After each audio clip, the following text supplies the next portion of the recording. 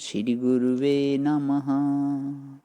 अखण्डमण्डलाकारं व्याप्तं येन चराचरं तत्पदं दर्शितं येन तस्मै श्रीगुरुवे नमः। ओम शांति शांति शांति। प्रणाम भवन। श्री विचार सागर दर्पण स्वामी श्री मनोहरानंद जी महाराज का दिव्य ग्रंथ भगवान जी, इसमें दृष्टि सृष्टिवाद पे सत्संग चल रहा है हमारा। और आज पेज नंबर 31 जिज्ञासु की शंका चल रही है भगवान। यहाँ पे जिज्ञासु कहता है कि यदि प्राचीन काल में इन आविष्कारों का अन्य द्वारा निर्माण न मानने से आए हुए अनवस्था आदि दोषों को दोष रूप न मानने के लिए यह कहा जाए कि जैसे पितृ परंपरा अनादि होते हुए भी दोष रूप नहीं, इस प्रकार हमारे संस्कारों की परंपरा भी अनादि होते हुए दोष रूप नहीं है।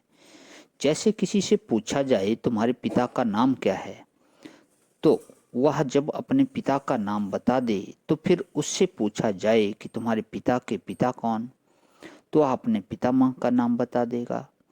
फिर यदि उससे अपने पितामह के पितामह का नाम पूछा फिर उसके पितामह का नाम, इस प्रकार पूछते जाएंगे तो पूछते पूछते अनवस्था हो जाएगी। तो क्या इस प्रकार अनवस्था हो जाने से उस लड़के का पिता है, या बात ही खंडित हो जाएगी? नहीं, खंडित नहीं होती है। अतः जिस प्रकार वह अनवस्था यानी कि अनादि प्रवाह दोष रूप नहीं मानी जाती है, उसी प्रकार वर्तमान दृष्टि सृष्टि के आरंभक यानी कि उत्पन्न करने वाले इस सृष्टि के पूर्व संस्कार, फिर उन संस्कारों के आरंभक उनसे पूर्व संस्कार, यूं संस्कारों की अनवस्था अर्थात अनादि प्रवाह दोष रूप नहीं माना जाएगा। तो हम कहेंगे कि यह कहना भी उचित नहीं है, क्योंकि पिता पुत्र आदि रूप कार्य कारण प्रवाह तो संसार में अर्थापत्ति प्रमाण से यानी कि अन्यथा अनुपपत्ति से सिद्ध है। अर्थात उस कार्य कारण प्रवाह को यदि अनादि न माना जाए तो यह सृष्टि ही सिद्ध न हो सके, जो कि प्रत्यक्ष है। अतः यह प्रत्यक्ष सिद्ध सृष्टि अन्यथा अनुत्पन्न होकर कार्य कारण भाव को प्रवाह रूप से अनादि सिद्ध करती है।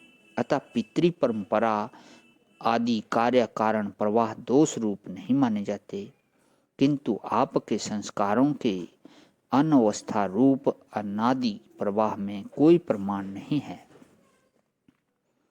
क्योंकि बिना अनुभव के संस्कारों का मानने वाले आप कार्य कारण परंपरा को न मानकर बिना प्रमाण के संस्कारों के प्रवाह को मान रहे हो।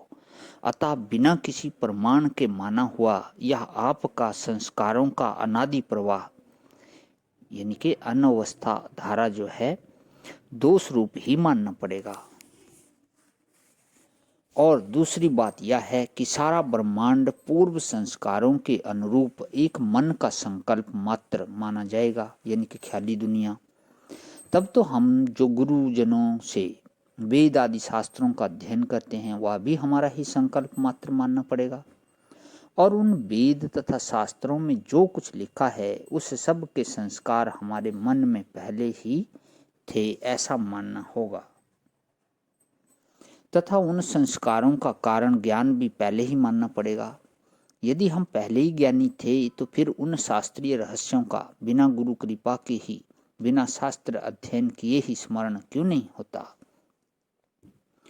और शास्त्रों में गुरु महिमा आदि का निरूपण भी असंगत हो जाएगा।